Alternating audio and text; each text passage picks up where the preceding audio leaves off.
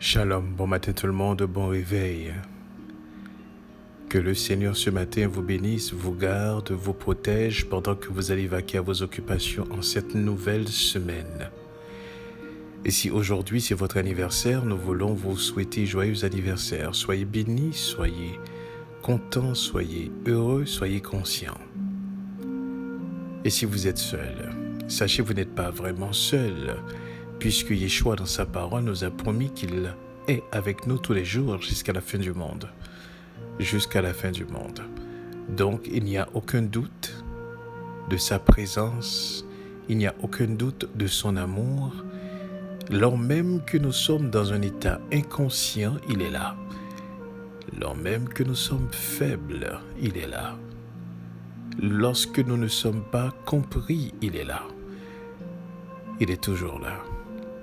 Voilà pourquoi, en dépit de toutes circonstances, nous devons de nous accrocher à lui-même et lui seul. Donc ce matin, je vous encourage, coûte que coûte, quoi qu'il en soit, de vous attacher au Seigneur, indépendamment de ce qui se passe, ce que vous entendez, ce qui circule autour de vous. Attachez-vous au Seigneur et à lui seul et à sa parole.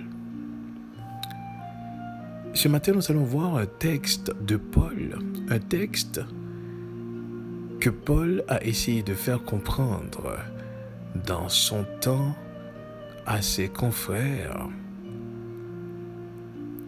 mais qu'aujourd'hui, ce texte peut être interprété différemment. Regardons ça dans le livre de 1 Corinthiens, au chapitre 1, au verset 25. Je lis pour vous.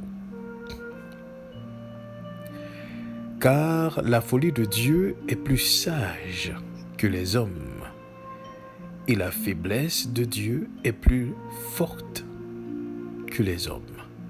Car la folie de Dieu est plus sage que les hommes, et la faiblesse de Dieu est plus forte que les hommes. Voici un passage intriguant.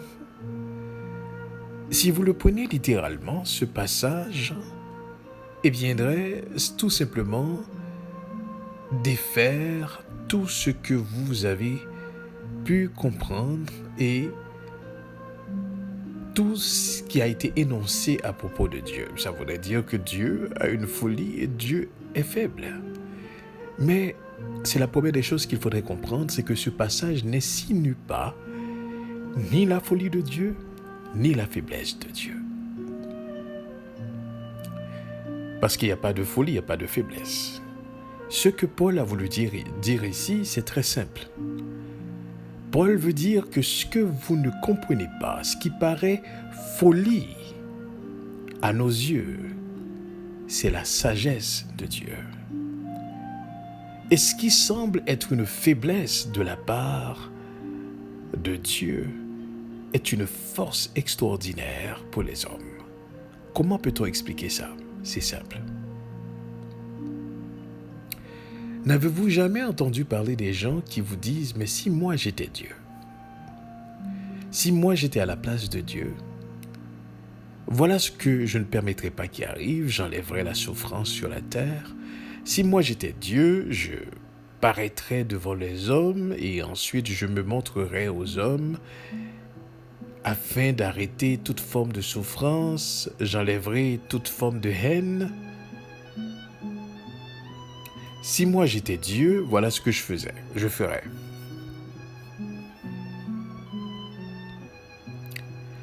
En disant cela, ou encore, il y a des hommes qui vont vous dire et qui vont questionner même la moralité de Dieu, les valeurs morales du divin. Si Dieu est vrai, pourquoi permet-il la souffrance? Pourquoi permet-il à un enfant de souffrir? Pourquoi permet-il à un enfant de mourir? Pourquoi permet-il à un innocent de souffrir? Si Dieu est vrai, pourquoi justement, certaines fois, qu'on soit déçu, qu'on soit sincère envers lui et qu'on soit déçu dans nos prières?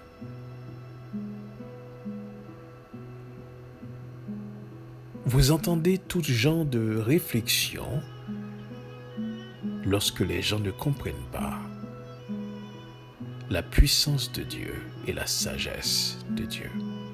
C'est pour cela que Paul disait, si quelque chose paraît comme folie de la part de Dieu à vos yeux, eh bien, comprenez bien, c'est de la sagesse. Et si vous pensez détecter une faiblesse chez Dieu, c'est de la force. Paul voulait faire comprendre à ses contemporains que lors même que vous ne comprenez pas, ça vous dépasse. Lorsque vous ne saisissez pas, ça vous dépasse. Et le Seigneur lui-même avait une façon de le faire savoir lorsqu'il avait dit « Mes pensées ne sont pas vos pensées, mes voix ne sont pas vos voix. » Autant que l'Orient est éloigné de l'Occident, autant que les cieux sont élevés en rapport avec la terre, autant que ses pensées sont au-dessus de nous. En un mot, nous ne comprenons pas effectivement ses pensées. En ce qui a trait avec le temps, souvent les gens pensent Dieu voit le temps comme nous. Nous voici aujourd'hui dans ce jour. Nous ne savons pas exactement comment cette journée va se dérouler.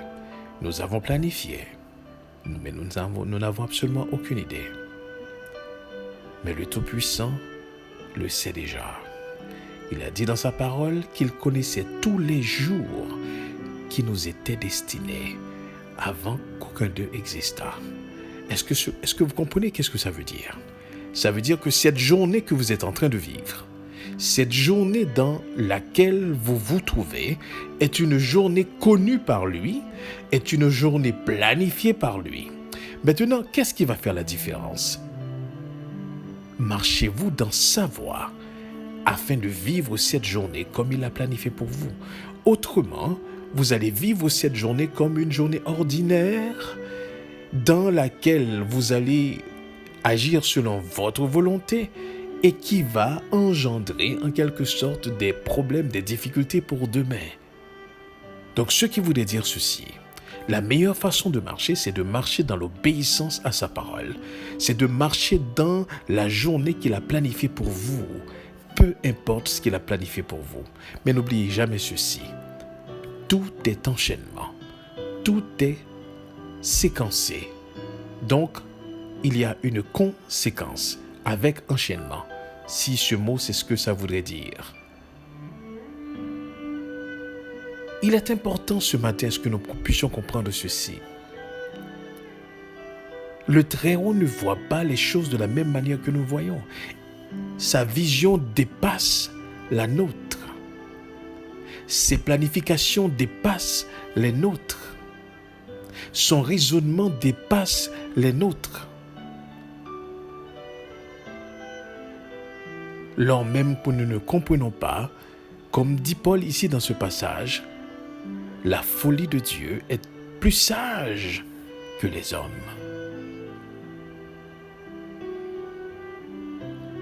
Le texte veut faire comprendre que la folie de Dieu est plus sage que la sagesse des hommes. Et la faiblesse de Dieu est plus forte que la force des hommes. Vous ne pouvez pas être perdant lorsque vous suivez les sentiers du Très-Haut. Bien souvent, nous nous perdons dans nos raisonnements en rapport à ce que nous voulons, en rapport à un désir, à une émotion. Et nous nous perdons dans nos raisonnements. Et je peux vous dire ceci. Souvent, c'est ce qui met le désordre, c'est ce qui met la faim, c'est ce qui met la rupture dans des relations. Parce qu'il y a incompréhension.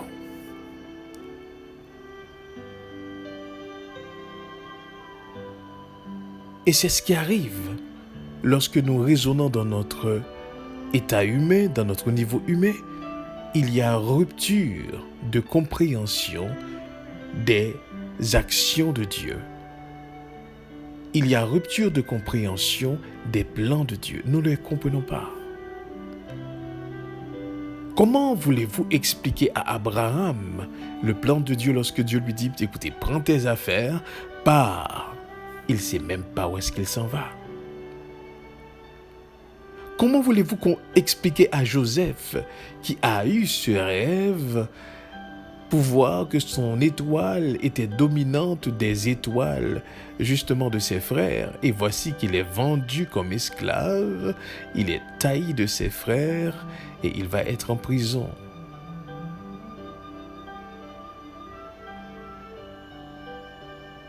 Il y a plein de choses qui arrivent dans notre vie, nous ne sommes pas capables de les expliquer. C'est l'une des raisons pour laquelle il faut se remettre en tout temps et en toutes circonstances au Très-Haut. Même lorsque nous avons fait quelque chose, nous avons péché, nous avons désobéi, il faut retourner à lui-même.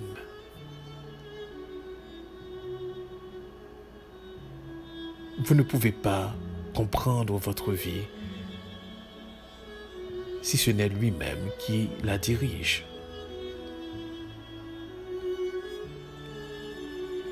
J'aimerais vous dire ce matin, en dépit de ce que vous vivez, en dépit de ce qui arrive, en dépit des difficultés que vous affrontez,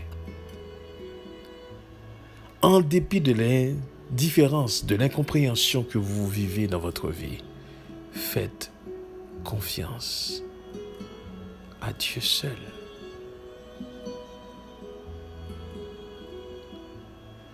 Il est impossible à ce que vous vous trompiez lorsque vous faites confiance à Dieu. Car il est celui qui voit votre cœur. La folie de Dieu est plus sage que la sagesse des hommes. La faiblesse de Dieu est plus forte que la force, la toute force des hommes. Même quand vous voyez tout chancelant, même quand vous voyez tout, ou que vous soyez dans une situation qui est incompréhensible, quelque chose qui va en contraire avec vos désirs, votre volonté, faites-lui confiance. Faites-lui confiance. Comment pourriez-vous expliquer à la veuve de Sarepta, qui n'avait simplement qu'une mesure de farine et d'huile pour manger, après elle savait qu'elle allait mourir, et voici que le prophète vient pour lui dire, mais tu sais quoi, prépare-moi d'abord à manger. Elle a eu confiance. Elle l'a fait.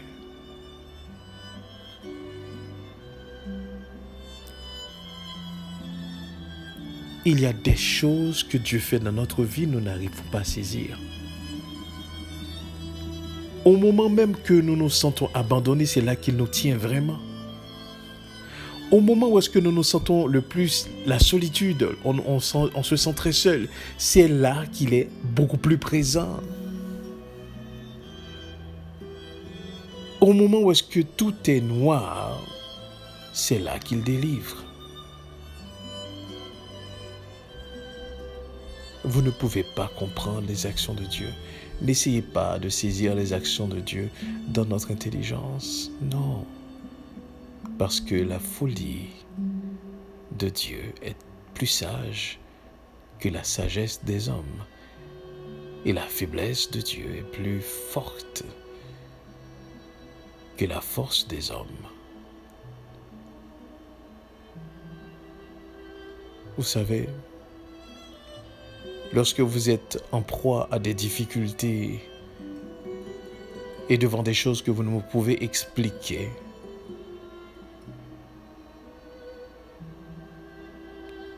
faites comme Job. Job était devant une difficulté qu'il ne comprenait pas.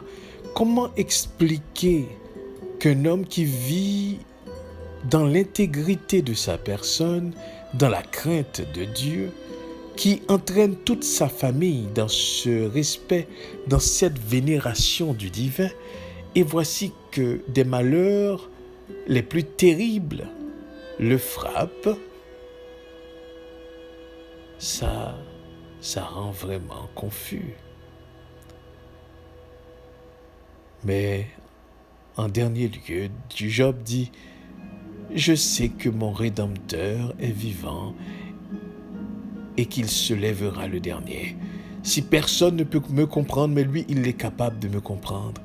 Si personne ne comprend mon innocence, mais lui, il est capable de comprendre mon innocence. » Il faut apprendre à faire confiance à Dieu en tout et en toutes circonstances. N'essayez pas d'élucider vous-même les difficultés, vous risquez de vous tromper. N'essayez pas non plus, effectivement, de les éviter lorsque ces difficultés font surface dans votre vie. Vous ne les cherchez pas, attention. Mais elles viennent. Demandez la force de passer à travers.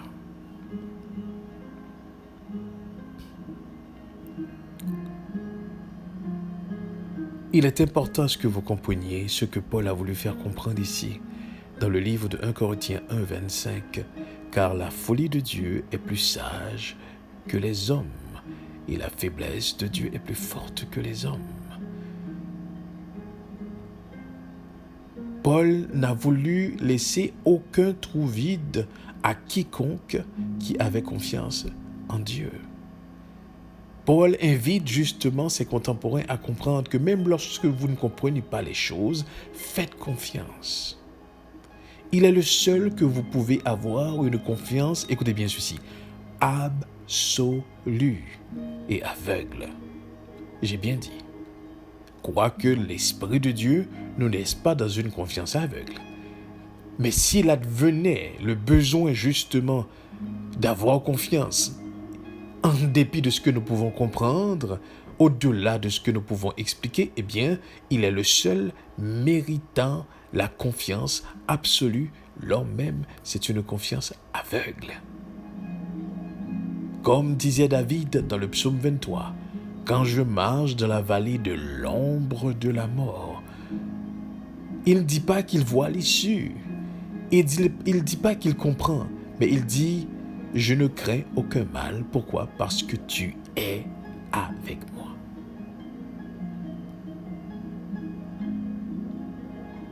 Il va y avoir un moment où est-ce que nous allons tous passer par ce chemin obligé.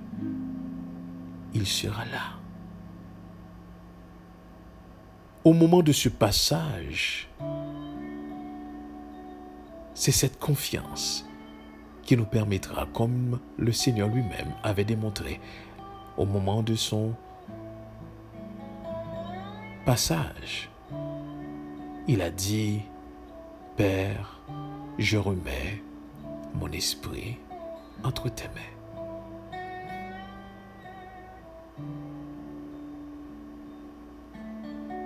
Il faut que nous apprenions à avoir confiance et ne pas nous laisser intimider par les circonstances et les situations. Vous savez, bien souvent, la majeure partie des gens, lorsqu'ils disent qu'ils croient en Dieu, la croyance est une forme d'artificialité qui n'est pas forcément quelque chose de concret qui se bâtit dans le quotidien de la vie.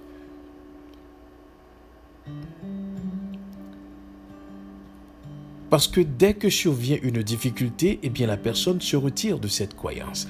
On dirait que toute la croyance exercée, c'est une croyance quand tout va bien, ou encore si on peut tout maintenir bien. Mais quand tout va mal, et quand la déception frappe, quand les prières ne sont pas forcément répondues à la manière dont on l'attendait, eh bien, nous n'avons plus confiance. Nous devons apprendre à faire confiance au Seigneur comme Yeshua le faisait lorsqu'il était dans la barque avec les disciples. Il dormait.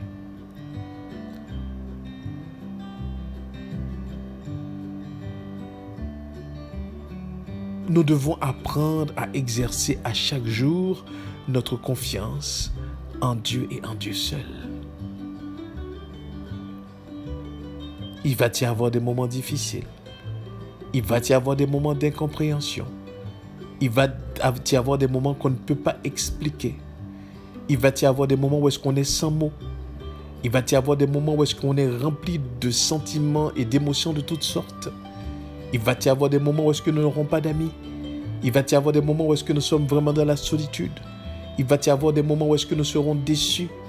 Il va y avoir des moments où est-ce que nous allons échouer. Il va y avoir des moments où est-ce que nous vivons des difficultés.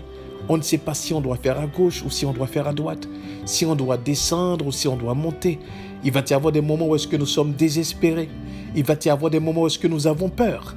Il va y avoir des moments de frayeur. Mais peu importe, il faut apprendre à faire confiance absolument à Dieu.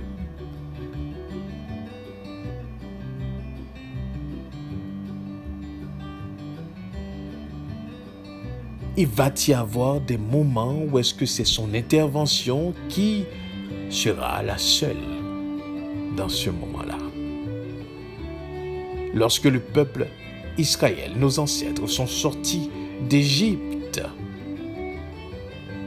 de la servitude justement de ce roi, de ce pharaon méchant, arrivés devant la mer Rouge et l'armée du pharaon qui les poursuivait, il n'y avait pas d'issue possible. Pourtant, Dieu a frayé un chemin. Il est celui qui est capable de rendre l'impossible possible. Il est celui qui est capable de frayer un chemin dans un désert. Il est celui qui est capable d'ouvrir des portes qui ne sont pas normalement ouvertes. Il est celui qui fait des merveilles au-delà de nos attentes.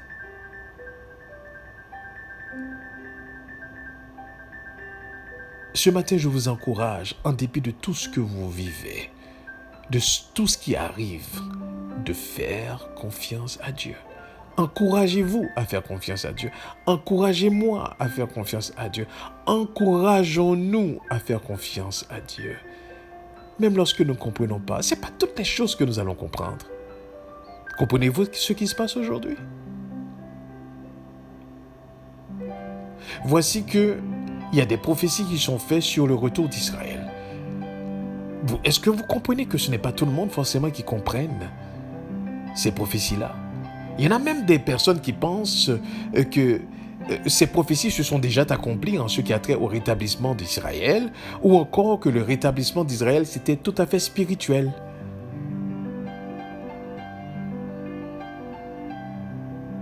Mais laissez-moi vous dire ceci ce matin. Faisons confiance à Dieu. N'ayez pas peur de ne pas comprendre.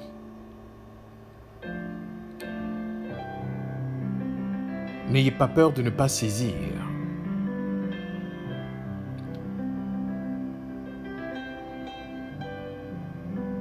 Ce n'est pas grave. L'Esprit de vérité est là pour nous aider à comprendre. Le Seigneur lui-même disait aux disciples, il y a beaucoup de choses que j'aimerais vous dire, mais vous n'êtes pas prêts pour les comprendre. Il y a certaines choses qu'on aimerait savoir, mais nous ne sommes pas prêts vraiment pour les comprendre. Voilà pourquoi Dieu ne nous les explique pas. Mais en temps et lieu, il nous ouvre les yeux pour que nous puissions voir et comprendre ses desseins. Donc tout ce qu'il faut lui faire en tout temps et en toutes circonstances, en comprenant ou pas, ce qu'il faut faire, c'est de lui faire confiance. Lui faire confiance dans tout ce qui arrive. Et la confiance s'exerce. Et j'aimerais vous rappeler que ces trois mots ne sont pas dissociables. Confiance, croyance et foi. Si vous avez confiance, vous avez foi. Si vous avez foi, vous avez croyance. Ce sont des mots qui sont indissociables. En un mot, il ne peut pas y avoir un sans qu'il y ait les deux autres. Ce sont des mots qui sont indissociables. Si vous avez confiance en Dieu, si vous croyez en Dieu, vous avez foi en lui. Si vous avez foi en lui, vous avez confiance. Alors dans ce cas, il n'y a pas de doute dans la manière qu'il exerce sa volonté dans votre vie. Ce matin, j'aimerais vraiment vous inviter à développer, à exercer, à pratiquer la confiance en Dieu et en Dieu seul. Vraiment, dans toutes les décisions de votre vie, faites-lui confiance. Dans les moindres détails de votre vie, faites-lui confiance. Ne dites pas, ah, ça c'est un petit détail, moi je suis capable de décider cela. Laissez-moi vous dire quelque chose. Vous ne savez pas les décisions que vous prenez, l'enchaînement de ces décisions-là. Vous ne pouvez pas voir le futur. Vous pouvez simplement comprendre certaines choses, mais vous ne pouvez pas voir la ligne du temps.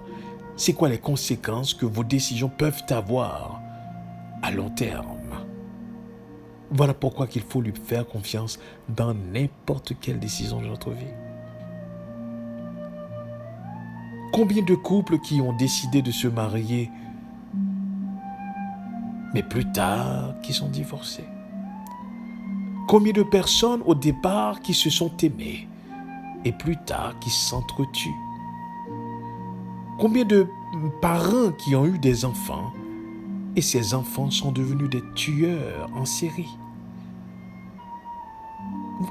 Vous ne pouvez pas savoir. Vous ne pouvez pas savoir.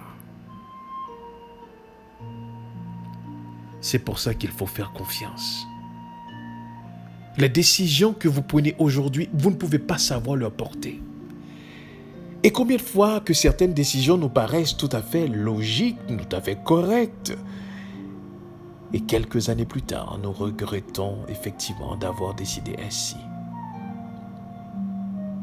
Combien de beaux visages que nous voyons et nous pensons que waouh, c'est angélique et qui cache derrière une autre réalité. Ou combien de visages que nous voyons que nous dédaignons, que nous détestons, mais qui cachent quelque chose tout à fait contraire. Vous ne pouvez pas savoir. Vous ne pouvez pas savoir. Comme il est dit dans le livre de Proverbes, telle voie paraît droit à un homme, mais son issue, c'est la mort.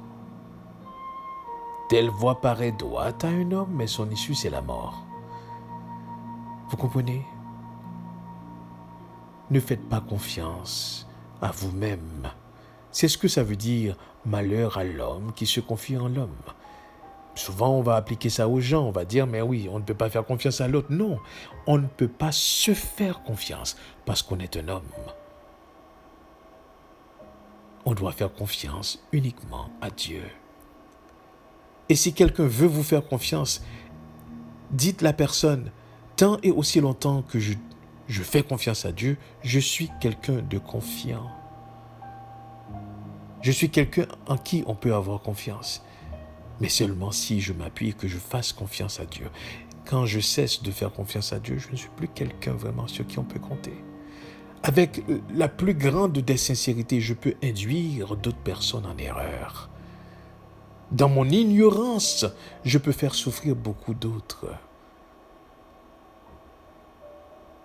Faites confiance à Dieu.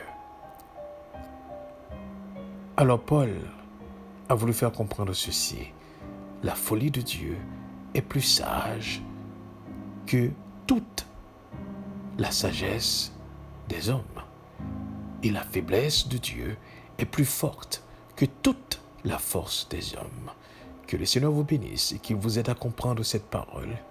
Et en cette semaine, que nous apprenions, que nous exercions, que nous pratiquions justement la confiance en lui. Restons conscients de sa présence. Amen.